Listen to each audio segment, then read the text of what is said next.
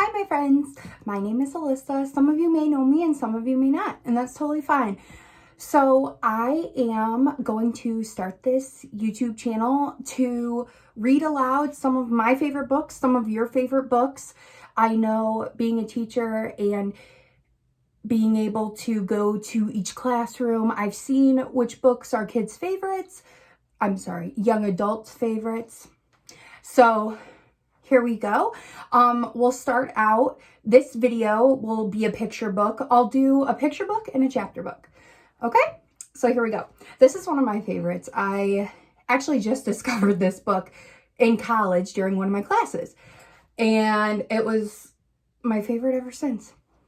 So it's called The True Story of the Three Little Pigs by Scieszka.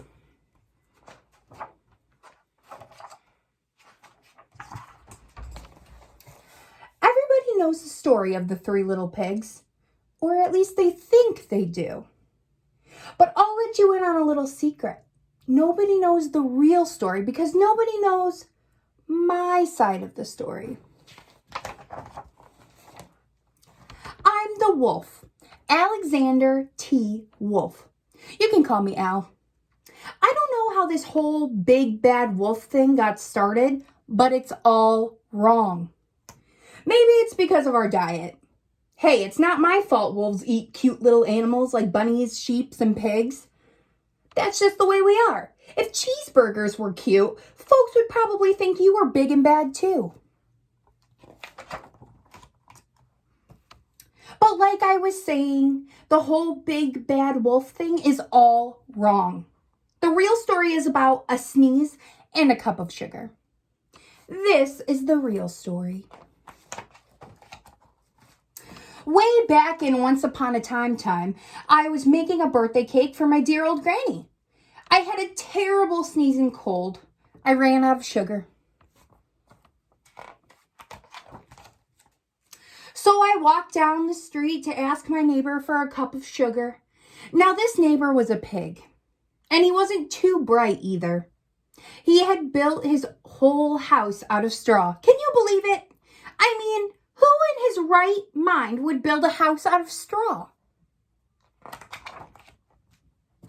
So, of course, the minute I knocked on the door, it fell right in. I didn't want to just walk into someone else's house, so I called, little pig, are you in?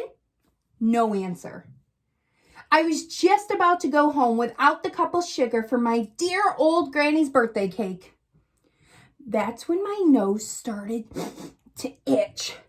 I felt a sneeze coming on, and while I huffed and I snuffed, achoo! And I sneezed a great sneeze. And you know what? That whole darn straw house fell down. And right in the middle of the pile of straw was the first little pig, dead as a doornail. He had been home the whole time. It seemed like a shame to leave a perfectly good ham dinner lying there in the straw. So I ate it up. Think of it as a big cheeseburger just lying there. I was feeling a little better, but I still didn't have my cup of sugar. So I went to the next neighbor's house. This neighbor was the first little pig's brother. He was a little smarter, but not much. He had built his house of sticks. I rang the bell on the stick house. Nobody answered. I called, Mr. Pig, are you in?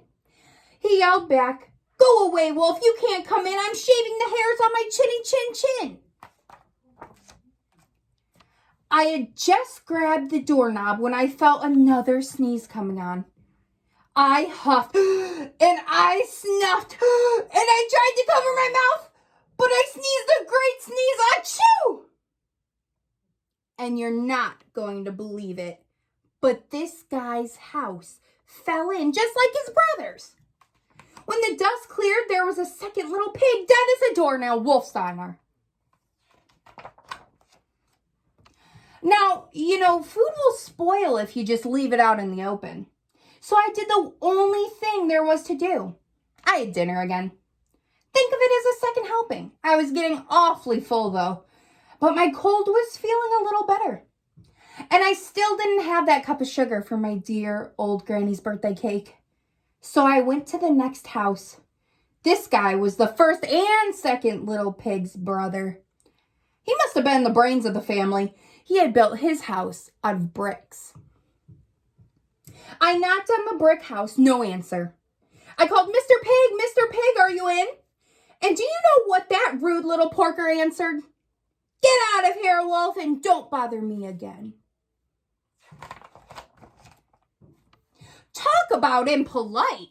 He probably had a whole sack full of sugar, and he wouldn't give me even one little cup for my dear sweet old granny's birthday cake. What a pig. I was just about to go home and maybe make a nice birthday card instead of a cake when I felt a cold coming on. I huffed, and I snuffed, and I sneezed once again. Achoo! Then the third little pig yelled, and your old granny can sit on a pin. Now, I'm usually a pretty calm fellow, but when somebody talks about my granny like that, I go a little crazy. When the cops drove up, of course I was trying to break down this pig's door. And the whole time I was huffing and puffing and sneezing and making a real scene. The rest, as they say, is history. The news reporters found out about the 2 pigs I had for dinner. They figured a sick guy going to borrow a cup of sugar didn't sound very exciting. So they jazzed up the story with all that huff and puff and blow your house down. And they made me the big bad wolf. That's it. That's the real story. I was framed. But maybe you could loan me a cup of sugar? So, that is one of my favorite books. I think it's so interesting how they put a twist on a classic story. So if you enjoyed it, go ahead and give this video a thumbs up and share it with your friends and family.